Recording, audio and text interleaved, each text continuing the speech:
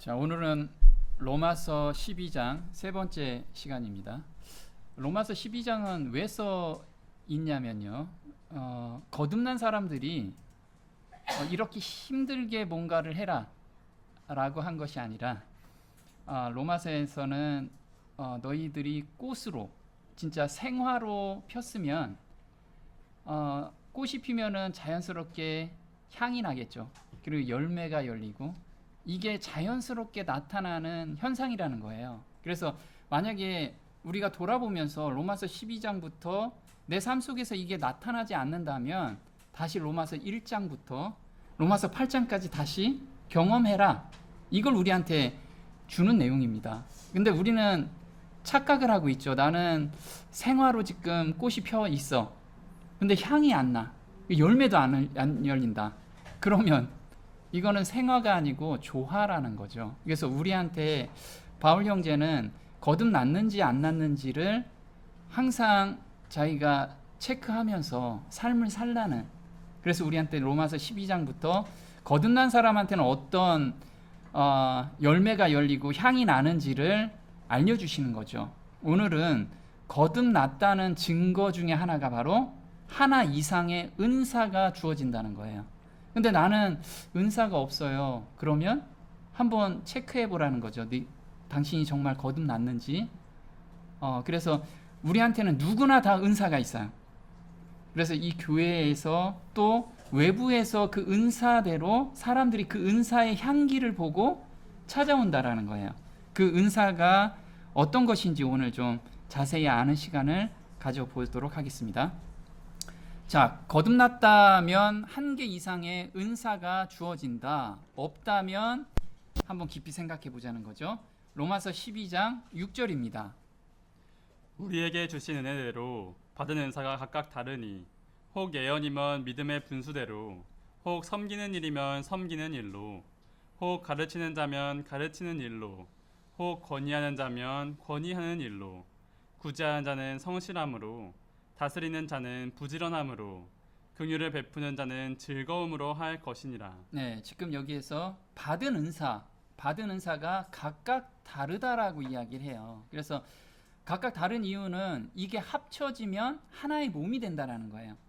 그래서 어떤 사람한테는 예언의 은사도 줄 수 있고 가르치는 은사를 줄 수 있어요. 그리고 섬기는 일도 은사로 주신다라는 거예요. 근데 이게 높낮이가 있는 게 아니고 다 평준화라는 거예요. 그래서 가르치는 자가 나는 좀 높다 이런 거 없다라는 거예요. 교회에서는 각각의 역할이 다른 거지 위에 아래 그런 은사는 아니라는 거예요. 그래서 섬기는 은사가 있는데 그 섬기는 은사가 예언하는 은사하고 이게 동등할 수 있다라는 거예요. 어느 게 높고 낮을 수가 없다라는 거죠. 그래서 우리는 물론 이제 앞에 나와서 은사를 받은 사람들이 있어요. 앞에서 이렇게 하는 사람들이. 근데 내가 뒤에서 뭔가를 한다고 해서 결코 낮은 은사가 아니라는 걸, 그걸 항상 생각했으면 좋겠습니다. 자, 우리가 은사라고 이야기를 합니다. 은사는 카리스마타라고 합니다. 이것은 이 선물들은 교회를 섬기도록 성령이 신자들에게 나누어준 특별한 재능의 힘이라는 거예요. 재능이고 힘이라는 거죠. 그럼 나한테는 어떤 재능들을 가지고 있어요. 이것들은 흔히 성령이 그 능력을 증가시키고 그 용도를 거룩하게 하여 사용하는 자연적인 재능이다. 이런 모든 영적 은사는 하나님의 뜻과 목적에 따라 베풀어진 은혜의 선물들이다. 은사를 받은 자들은 뽐낼 이유가 없다. 왜냐하면 하나님께서 주신 재능이기 때문에. 그래서 어떤 사람은 섬기는 걸 잘하시는 분이 있어요. 나는 도저히 못하는데 그걸 잘하시는 분이 있고, 우리한테는 또 김치를 잘하시는 분이 있잖아요. 우리는 못하는데 그거 잘하시는 분이 있어요. 거기에 재능을 주셨다라는 거예요. 그걸 우리 안에 섬기기 위해서, 각 사람을 섬기기 위해서. 그래서 그 힘과 영향력이 증가하는 근원은 그들에게 있지 않다. 누구한테 있어요? 성령 하나님께서 그 능력을 계속해서 배가시켜 준다는 거죠. 자, 그러면 은사가 없는 성도가 있는가? 또는 은사가 하나밖에 주어지지 않는가? 어떻게 생각해 보면 저 사람은 이 은사밖에, 나는 요 은사만 받았어요. 이러면 하나님께서 주신 능력을 개발하고 있지 않다라는 거예요. 그래서 은사는 한 사람한테 여러 가지 은사를 주십니다. 그래서 우리는 그걸 개발해야 돼요. 자, 은사가 없는 성도는 단 한 사람도 없다. 고린도전서 7장 7절입니다. 나는 모든 사람이 나와 같기를 바라나 사람마다 하나님께로부터 받은 자기의 은사가 있어서 이런 사람도 있고 저런 사람도 있느니라. 네, 그래서 은사를 받지 않은 사람은 한 사람도 없다라는 거 우리가 기억해야 돼요. 영어로 보면 each of you 해가지고 각 사람한테 은사는 다 주어졌다라는 거예요. 은사를 하나님께서 주어진다는 거죠. 너희는 더욱 큰 은사를 사모하라. 내가 또한 제일 좋은 은사가 있대요. 제일 좋은 은사. 그게 뭐죠? 사랑이라고. 그래서 나는 어떤 일을 할 때 이 사랑이 바탕이 되면 그게 은사로서 내가 지금 일을 하고 있다라는 거예요. 내가 사람의 방언과 천사의 말을 할지라도 사랑이 없으면 소리나는 구리와 울리는 꽹과리가 되고, 해서 모든 일에는 이 사랑이 바탕이 돼야 된다는 거죠. 모든 일에는. 자, 각각 은사를 받은 대로 하나님의 각양 은혜를 맡은 선한 청지기 같이 서로 봉사하라. 자, 지금 은사를 준 이유가 뭐 하라고요? 서로 봉사하게끔 해줬어요. 그래서 내가 지금 내가 가지고 있는 재능을 가지고 여기에서 누구를 섬기고 있다라고 하면 하나님이 주신 그 은사대로 내가 일을 하고 있다라는 거예요. 어떤 은사도 없는 성도는 없다. 자신의 게으름으로 활용하지 못하고 있는 것뿐이다. 자, 내가 은사가 없어요 하는 사람은 다른 말로 뭐라고요? 저 게을러요 라는 소리하고 똑같다라는 거예요. 그래서 우리가 은사가 없어요 라고 말하면 안 돼요. 이제 자, 이 더 좋은 은사는 공로를 통해 얻을 수 있는 것이 아니라 오직 기도와 순종을 통해서만 얻을 수 있대요. 이 은사는. 그래서 내가 없다라고 하면, 거듭났다라고 하면 제가 기도하고 순종할 때, 기도의 음성이 들렸을 때 그걸 순종하면 자연스럽게 은사가 나타난다라는 거죠. 자, 한 사람에게는 여러 개의 은사를 주셨어요. 바울 형제가 대표적으로 사도의 은사를 받았죠. 그래서 고린도전서 1장 1절에 하나님의 뜻을 따라 그리스도 예수의 사도로 부르심을 입은 바울과 해서 바울은 사도의 은사를 받았어요. 또 방언의 은사도 받았습니다. 내가 너희 모든 사람보다 방언을 더 말함으로 하나님께 감사하노라. 고린도전서 14장 18절이죠. 이 방언이 막 알아듣지 못하는 그런 쌀라쌀라하는 방언이냐? 바울 형제는 각 처마다 돌아다니면서 복음을 전도했어요. 그때마다 자기가 배우지 않은 언어인데 그 나라 말로다 복음을 전했어요. 이런 은사도 받았다라는 거죠. 또 담대함의 은사도 받았어요. 담대하게 복음을 전하는, 이것도 은사라는 거예요. 그래서 우리가 바깥에 나가서 어떤 사람은 정말 담대하게 복음을 전하는 사람이 있죠. 이것도 은사라는 거예요. 어떤 분은 우리 지하철에서 또 담대하게 전하시는 분들도 계십니다. 그것도 받은 은사라는 거예요. 은사. 또 치유의 은사도 받았어요. 그래서 바울 형제가 심지어 바울 형제가 손을 대면 병이 낫는 이런 은사도 받았다라는 거죠. 그래서 각각 은사를 받았는데 또 여기서 기록 안 했는데 혼자 되는 은사도 받았어요. 바울 형제는 혼자 사는 것도 은사라는 거예요. 그래서 나 혼자 살면서 하나님을 섬기는 그 마음이 즐겁다. 그럼 그것도 받은 은사라는 거예요. 그래서 은사는 각각 각 사람에게 맞춰서 하나님께서 주신다라는 거죠. 자, 여기서 가르치는 일과 권위하는 일의 차이점을 좀 우리가 봤으면 좋겠어요. 우리 여기 계시는 분들이 가르치는 은사도 있어요. 근데 나는 가르치는 은사가 없는데 권위하는 은사는 또 가질 수 있어요. 자, 권위하다. 처음에는 사람들 앞에서 내가 권위를 가지고 이렇게 가르치는 그런 은사냐. 이 가르치는 은사와 권위하는 은사 그걸 한번 보도록 할게요. 가르치는 일은 어떤 건지 보겠습니다. 교사는 사도와 선지자 다음에 나온다. 교사가 할 일은 마음을 준비시키고 개발시키고 마음에 감동을 주며 이미 계시된 진리를 생애에 적용시키는 것이다. 개발된 이해력과 명쾌한 해석 능력에 교사의 은사가 있다.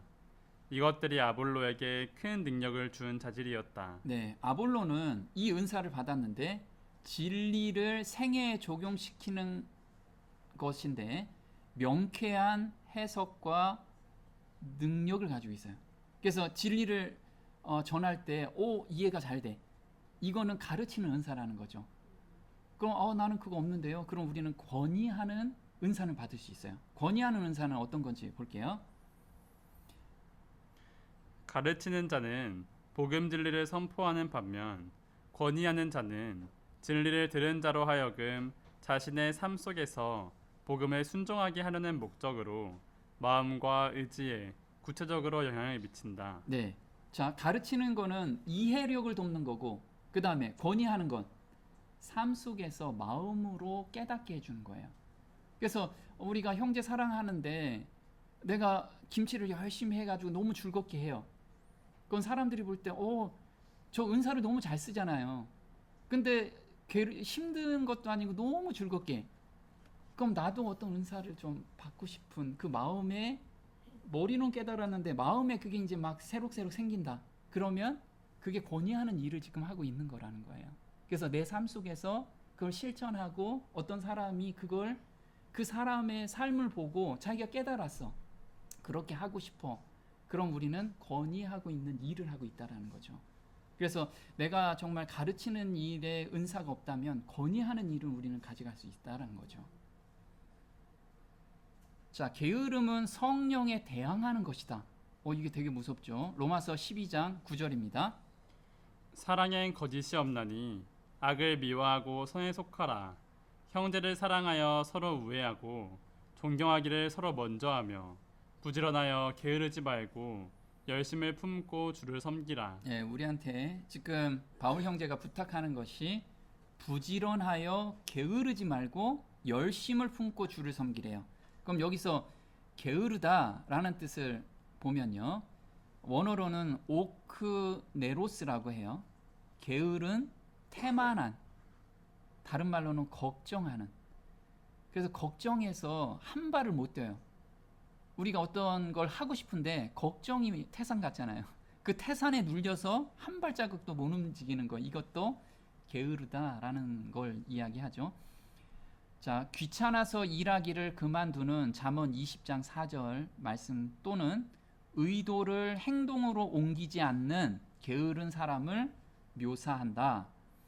자, 성령에 의해 영감을 받고 지시받은 훈계에 대한 게으름에 대하여 경계한다.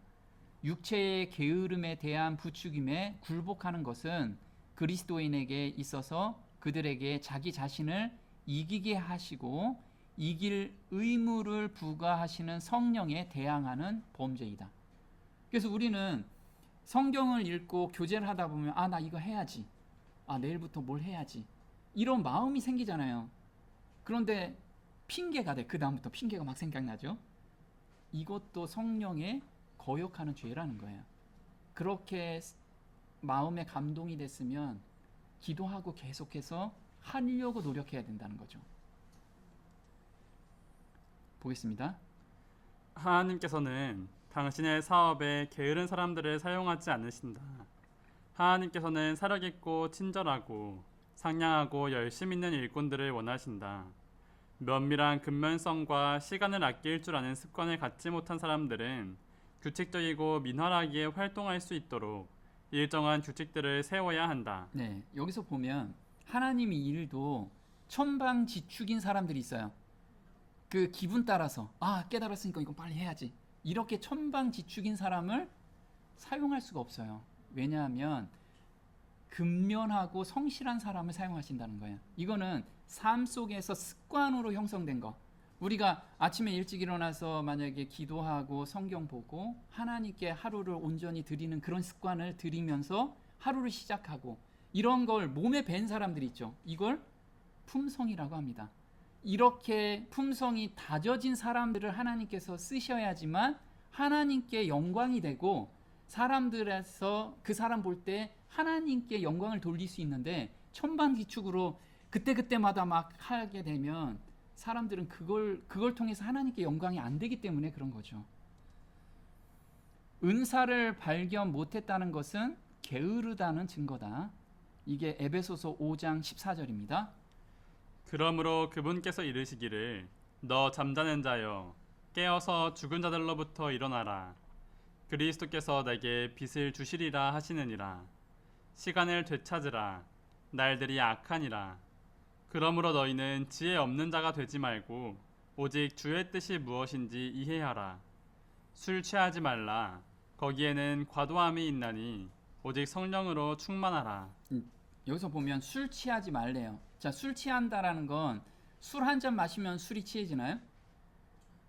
술을 한 잔 마시면 기분이 좋고 두 잔 마시고 세 잔 마시고 술 취하는데 서서히 빠져든다는 거예요.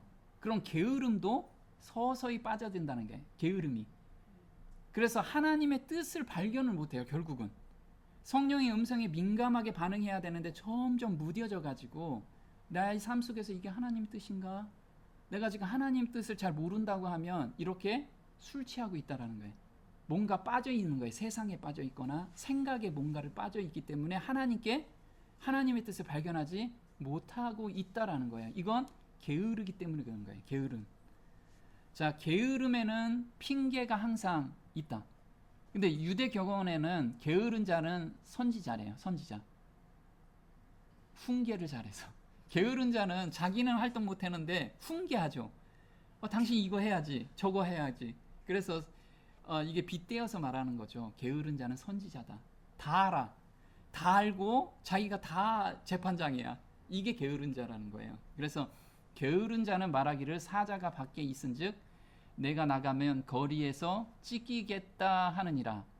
이게 거리에 사자는 없잖아요. 근데 이걸 걱정하는 거예요. 게으른 자는. 그래서 한 발자국도 못 나가는 거죠. 또 게으른 자의 속마음은 잠언 21장 25절에 이렇게 이야기해요. 게으름뱅이의 욕심은 자기 자신을 죽이기까지 하니 그 까닭은 죽도록 손놀리기를 싫어하기 때문이다. 악인은 종일토록 더 하면서 욕심을 부리지만 의인은 자신이 가진 것을 아낌없이 나누고 베푼다. 네. 그래서 게으름뱅이의 욕심은 손 놀리기는 싫은데 자기 욕심을 계속 채우는 거예요. 뭔가를 계속 채우고 싶은 욕망에 자기를 계속 허락하는 것이 게으름이라는 거예요. 그리고 돈은 엄청나게 버는데 열심히 있어요. 근데도 게으른 자래. 왜요? 이걸 하나님의 일에 쓰지 않는다라고 하면 게으르다는 거예요. 게으르다. 자기는 날 새서 일을 하는데 게으를 수 있다라는 거예요. 하나님 보시기에는. 게으른 자는 자신이 좋아하는 일에만 열심을 다해요. 이게 잠언 12장 27절에 게으른 사람은 자기가 사냥해서 잡은 것도 굽지 아니하거니와 부지런한 사람의 재산은 귀중하니라. 여기서 자기가 사냥한대요. 게으른데 사냥은 좋아해. 자기가 좋아하는 일에는 결코 게으르지 않아요. 근데 하나님이 하라는 것은 자기 희생이 따르거든. 거기에는 게을러. 하기 싫어서. 이렇다라는 거예요. 그래서 자기가 사냥해서 잡은 것, 이건 게으른 사람이 사냥은 왜 하는 것인가 보겠습니다. 그가 좋아하는 스포츠이기 때문이다. 그 일은 보통 힘이 요구되는 일이 아니지만 즐거움이 있기에 산을 타고 계곡도 넘는다. 오늘날의 게으른 자들도 여행을 가고 낚시도 하고 밤새워 게임을 하고 돈 버는 일과 농산일을 밤새워 하지만 남을 위해 봉사하라는 명령 앞에는 할 수 없는 이유를 늘어놓는다. 네, 우리가 이런 우를 되게 많이 범하죠. 자기가 하고 싶은 거는 날 새서 다 해. 근데 누구를 봉사하거나 그리고 복음을 전하려는 그런 일에는 너무 궁색해요. 이유가 너무 많아. 이런 것을 게으른 자라고 하는 거예요. 자, 자기 합리화로 자신을 속이는 논리가 가득 차 멸망으로 가는 것을 모르는 자라는 거죠. 자기 논리에 빠져 있어요. 나는 이것 때문에 안 돼. 이게 잠언 26장 16절에 게으른 자는 분별력 있게 대답하는 사람 7보다 자기를 더 지혜롭게 여긴다. 그렇죠? 논리가 다 있어요. 자기가 안 해야 되는 이유가 110가지는 돼요. 그렇죠? 그런 게 게으르다는 거죠. 너희는 도를 행하는 자가 되고 듣기만 하여 자신을 속이는 자가 되지 말라. 이게 자신을 속이는 자라는 거죠. 하나님의 일을 하고 싶어도 잘 안 되는 이유는 무엇이냐면 규칙적인 생활을 하지 않아서. 나는 육신으로는 하고 싶은데 한 번 하고 그 다음에는 하기가 싫어져. 그거는 내가 평상시에 하나님께 온전히 매달리는 그런 습관을 형성하지 못했기 때문에 그래요. 이 습관이 너무 중요한 거예요, 이게. 한번 보겠습니다. 사업을 하는 사람들은 일어나고 기도하고 식사하고 쉬는 일에 있어서 규칙적인 시간을 지킴으로써만 진정으로 성공할 수 있다. 만일 질서와 규칙이 세상적인 사업에 필수적이라면 하나님을 위한 사업에는 이렇게 하는 것이 얼마나 더 필요하겠는가. 네. 제가 사업을 하기 때문에 이걸 너무나 잘 알아요.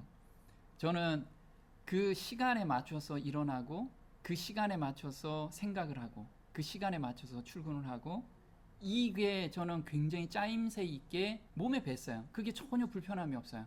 근데 어떤 사람들은 제가 그렇게 생활하는 걸 어떻게 그렇게 생활해요? 이렇게 얘기하는데 저는 그게 너무 편해요. 그와 마찬가지로 세상 일도 성공하려면 이렇게 규칙적으로 해야 되는데 하물며 하나님의 일인데 하나님의 일을 하기 위해서는 그렇게 몸에 배지 않으면 안 된다라는 거예요. 우리는 평상시에 이렇게 하나님의 일에 최적화된 습관이 형성이 되죠. 있어야 된다는 거예요. 보겠습니다. 그대는 그대가 착수하고 있는 일을 이루지 못한다. 그대는 그대 자신을 규칙에 지배하도록 훈련시키지 않았다. 체계적으로 하는 것은 매우 중요하다. 같은 시간에 한 가지 일만 하라.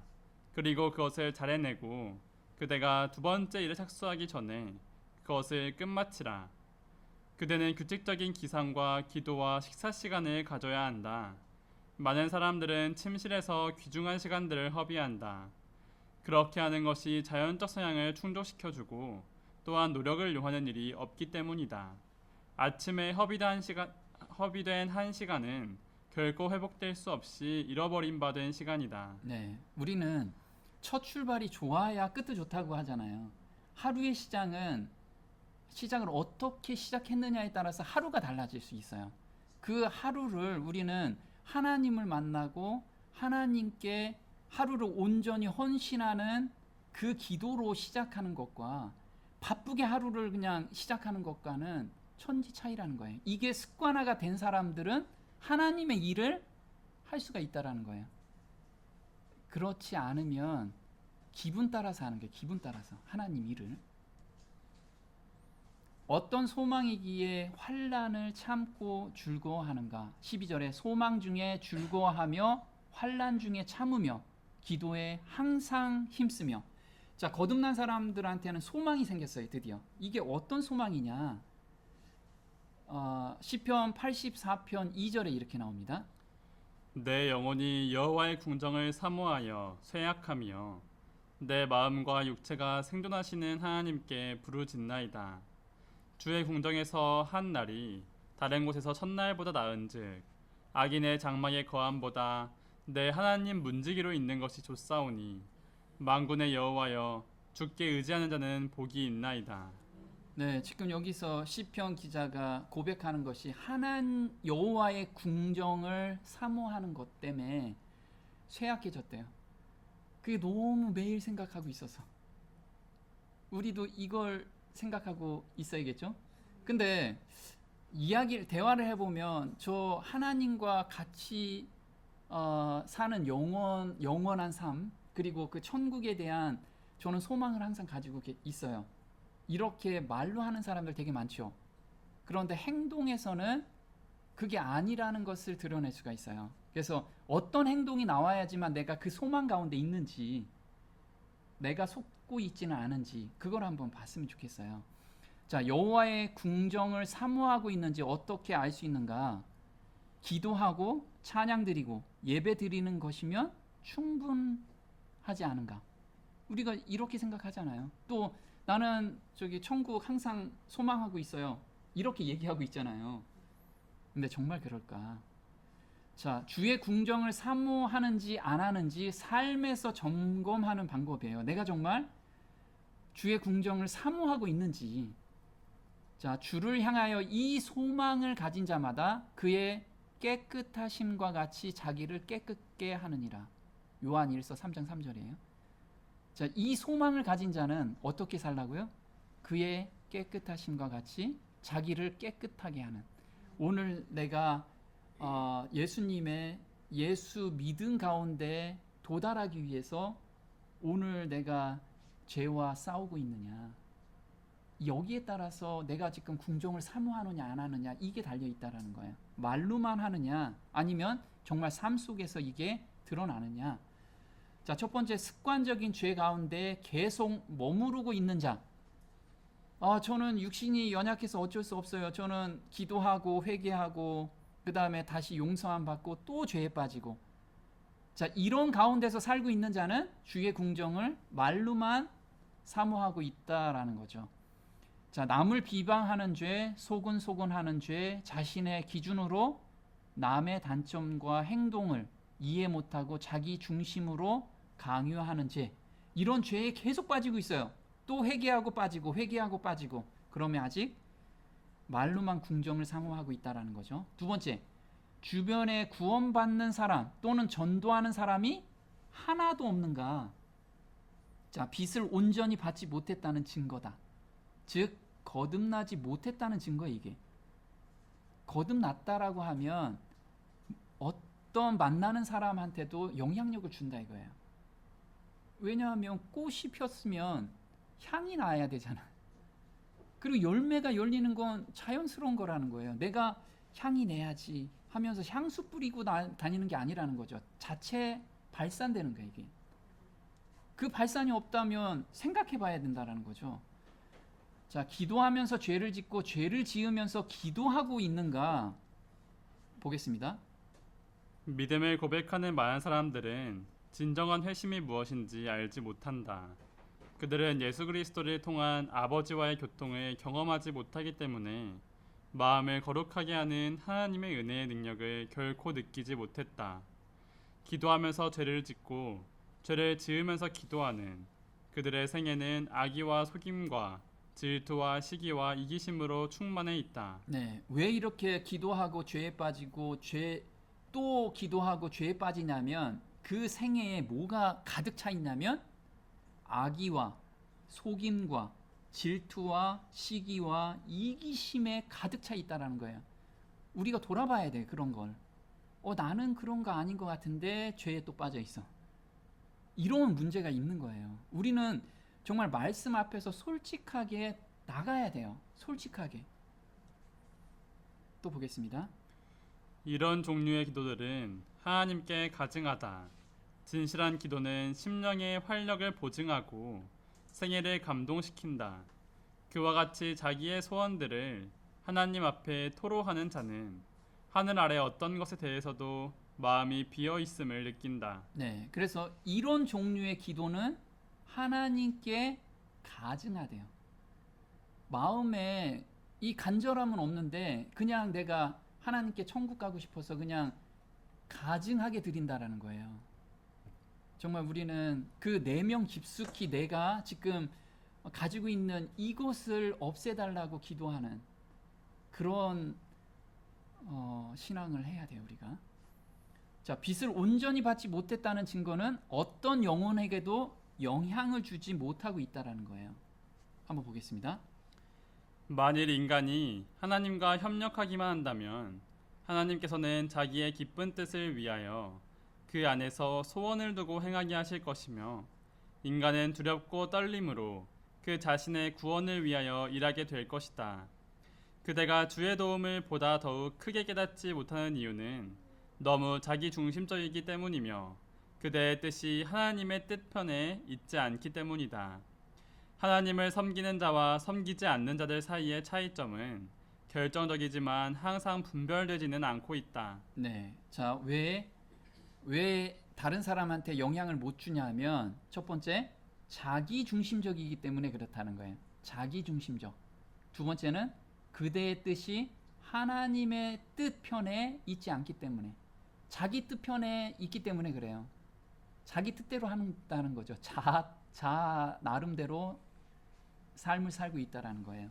그래서 그 자신의 구원을 위해서 일하는 것이 어떤 건지 보겠습니다. 만일 세상 사람들이 그대가 그대의 변두리에 있는 자들과 다르다는 것을 보지 못한다면 그들은 그대의 신앙 고백으로 감화를 받지 못할 것이며 이는 그대가 그리스도의 향기가 아니기 때문이다. 그대는 한 영혼도 하나님을 섬기도록 인도하지 못할 것이다. 그러나 하늘에는 별이 없는 면류관이 없을 것이다. 만일 그대가 구원을 받는다면 영광의 궁정에는 어떤 영혼이 있을 것이며 그들은 도구인 그대를 통하여 구원받은 영혼임이 알려질 것이다.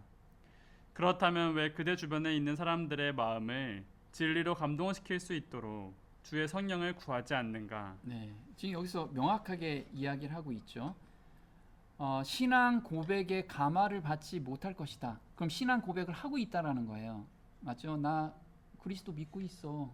나 성경 이렇게 잘 알고 있고 앞으로 예수님 재림 곧 가까워졌어. 그런데 그 얘기를 듣고도 사람들이 아주 감동이 전혀 없어요. 그러면 자기가 거듭나지 못했기 때문에 마음에 변화가 없이 그냥 입으로만 얘기한다라는 거예요. 만약 그 말과 함께 자기가 삶 속에서 보여진다면 사람들은 반드시 감동화에 하나님을 찾게 된다라는 거죠.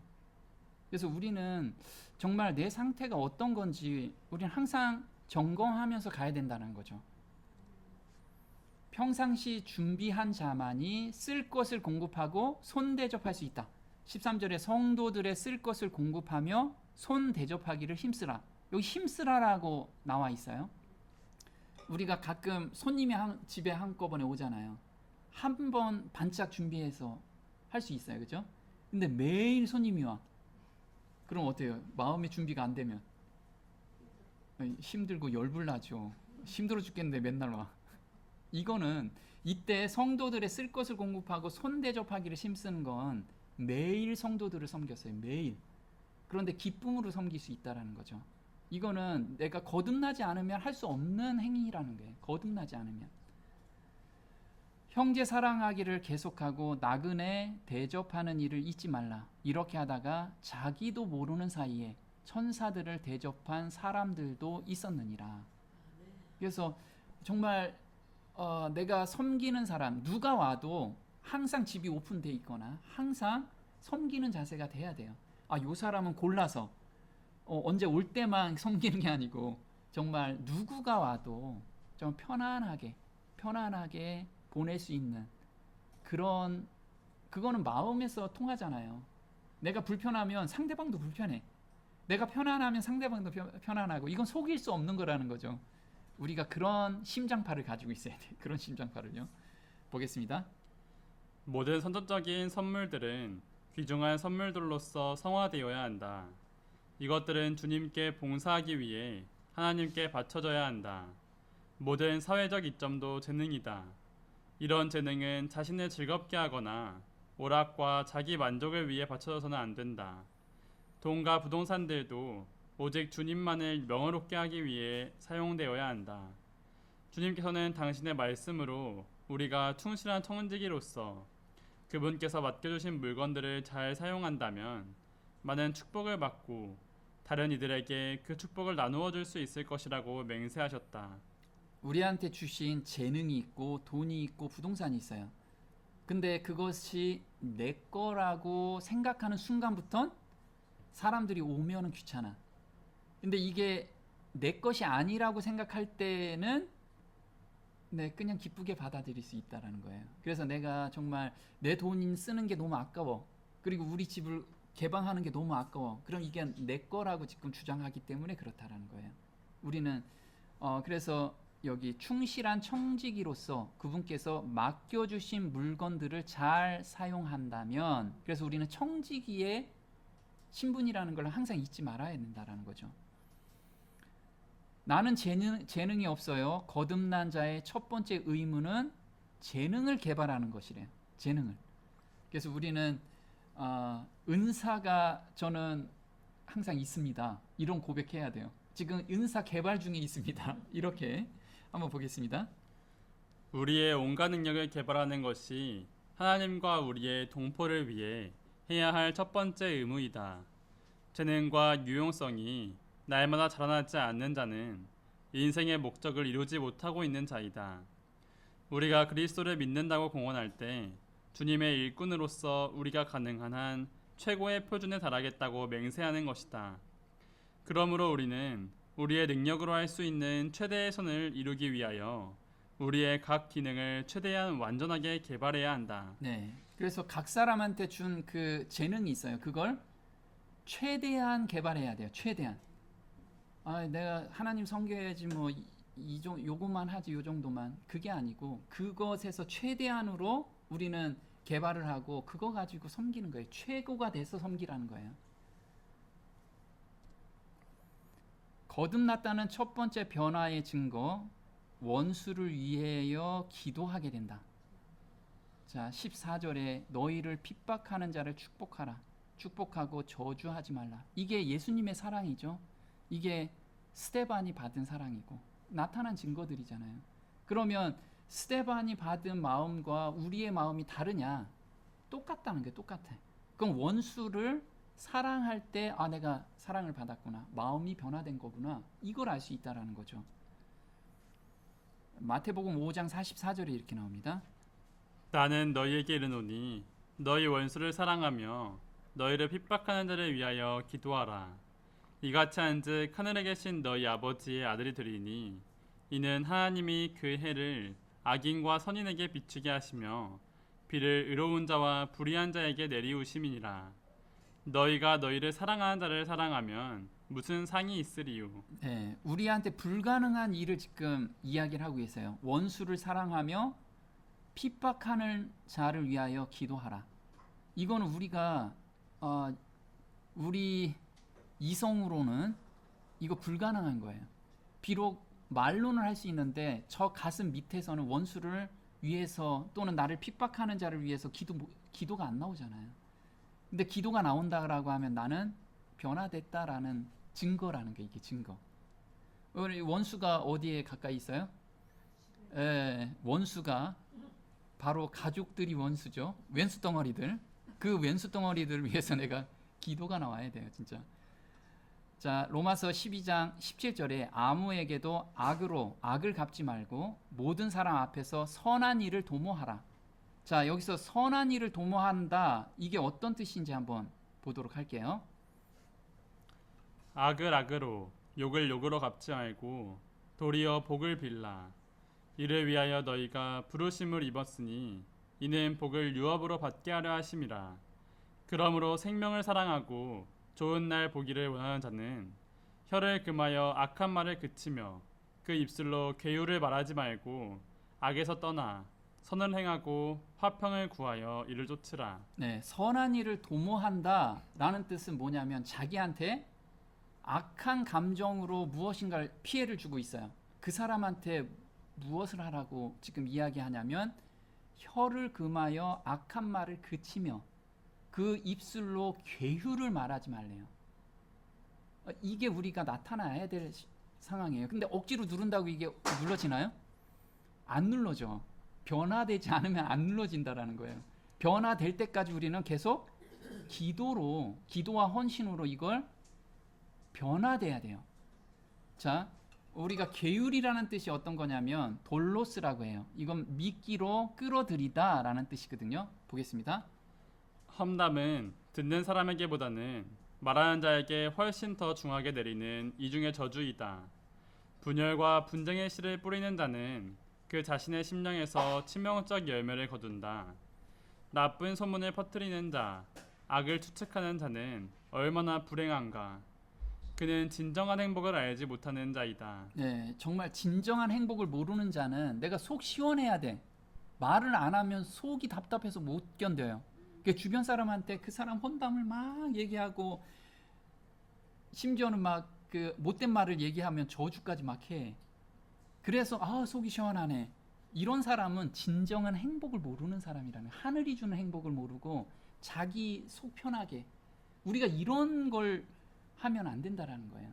이건 변화돼야 돼. 우리가 마음에서 변화돼야 된다라는 거죠. 자, 친히 원수를 갚지 말고 진노하심에 맡기래요. 이게 어떤 뜻인지 보겠습니다. 우리가 친히 복수함으로써 마귀로 틈을 타게 한다고 설명한다. 복수의 생각으로 가득 차 있는 사람들은 성령의 열매인 사랑, 희락, 화평, 오래 참음이 성장하도록 고무되는 대신 사단에게 분노, 미움, 비통함을 불어넣을 수 있는 기회를 주게 된다. 네, 이렇게 자기가 반드시 해결을 해야 돼. 이런 거라는 건 복수의 생각으로 가득 차 있는 마음이라는 거야. 이건 사단이 그 안에 분노, 미움, 비통함을 계속해서 불어넣는 통로를 활짝 열어놓는 거예요. 이게. 그래서 점점 생각나면 날수록 분통이 터지죠. 이러면 안 돼, 우리가. 거기에서 그 생각을 차단해야 된다라는 거죠. 자신의 생각대로 상대방을 뜯어 고쳐야겠다는 생각으로 가득 차. 고쳐지지 않으면 잠을 못 자고 분노와 마음이 가득 차 있는 자가 바로 복수의 생각으로 가득 차 있는 자라는 거죠. 보겠습니다. 그들은 영적 교만으로 가득 찬 채 나왔으며 생각하는 것이 그저 내 자신, 내 기분, 내 지식, 내 방법뿐이었다. 그들은 자기들이 성취한 것들을 기준 삼아 다른 사람들을 비판했다. 그들은 화려한 관복을 입고 비판하고 정죄하기 위하여 재판석에 앉았다. 네, 이런 사람들은 영적 교만으로 가득 차 있대요. 내가 경험해 보니 이게 맞아. 이 기준으로 다 판단하는 거예요. 내가 경험해 보니 본인이 경험한 건 요만큼인데 그걸 가지고 모든 사람을 판단하고 있다라는 거예요. 이게 영적 교만에 가득 차 있는 사람. 우리가 이런 걸 범하고 있지 않는지를 항상 돌아봐야겠다라는 거죠. 자, 숯불을 그 머리에 쌓아 놓는다라는 의미를 한번 보겠습니다. 회개와 부끄러움의 가책으로 타는 듯한 고통을 의미한다. 숯불을 쌓는 것은 은혜를 베푸는 것인데 이것만이 하나님께서 신자에게 허락하신 유일한 복수 방법이다. 네, 우리한테 유일하게 허락하신 복수 방법은 그 사람한테 은혜를 베푸는 거예요. 근데 한두 번 은혜를 베푼다고 그 사람이 돌아서지 않잖아요. 그 사람이 정말 돌아설 때까지 끊임없이 은혜를 베풀라는 거예요. 그럼 그 사람은 나중에 그 회개와 부끄러움의 가책으로 탄다는 거예요. 마음이. 이게 숯불을 그 머리 위에 놓는다라는 의미죠. 자, 허락하신 유일한 복수는 사람을 회개로 이끄는 것은 하나님의 선함과 인내와 오래 참음이다. 하나님의 형상으로 변화되어가는 그리스도인은 원수를 대하는 것을 통해 그의 품성이 매일 사랑하신 하나님의 품성으로 점점 변해가고 있음을 보여줄 것이다. 그래서 우리는 내 옆에 원수를 준 거는 내가 변화되게끔 해주시는 거예요. 이게 감사가 돼야 돼. 감사가. 자, 슬픔에 동정하기는 쉬우나 남의 성공을 기뻐하는 일은 거듭나야 가능해요. 우린 이런 거 잘하죠. 누가 슬프고 힘든 걸 하면 동정해요. 그죠? 동정할 수 있어요. 근데 잘 되는 거 보면 꼴을 못 봐. 이게 사람 심리라는 거예요. 이게 거듭나지 못했다는 마음이라는 거예요. 즐거워하는 자들로 함께 즐거워하고 우는 자들로 함께 울라. 보겠습니다. 슬픔에 동정하기는 쉽고 자연스러워 보이나 다른 사람들의 성공과 기쁨을 함께 기뻐하는 일에는 고상한 정신이 요구된다. 이 덕목들에 반대되는 것은 타인의 행운을 고통으로 간주하는 시기심과 타인의 불행으로 만족을 얻는 악의이다. 이런 이기심의 발현은 거듭나지 못한 마음의 자연적인 경향이다. 네. 그래서 슬픔은 동정하는 것은 쉽지만 성공과 기쁨은 함께 나눌 수가 없어요. 그래서 우리 말에 사촌이 땅을 사면 배가 아파가지고 잠을 못 자요. 이게 사람 심리라는 거지. 그래서 고상한 정신이 우리한테 요구가 되는데 그 안에 그렇게 사촌이 땅을 사면 배가 아픈 이유는 그 안에 시기심과 타인의 불행으로 만족하는 마음이 있어요. 이거는 거듭나지 못한 마음이라는 걸 스스로 깨닫고 그것도 거듭나게끔 하나님께 매달리라는 거죠. 참된 회개란 마음과 생각과 목적의 변화라는 것을 보여주라. 악한 습관들을 버려야 한다. 악한 말, 시기심, 불순종의 죄들을 버려야 한다. 품성의 모든 악한 특성과 더불어 싸움을 해야 한다. 그런 것들이 들어오고 생각이 들어오잖아요. 그 생각을 예수님 무릎 앞에 항상 끌어놓는 그 습관, 우린 그 습관을 드리는 자만이 하나님 일에 쓰일 그릇으로 변화된다는 거예요. 오늘 그 습관으로 우리가 들어가는 성도들이 됐으면 좋겠습니다. 오늘 여기까지 하겠습니다.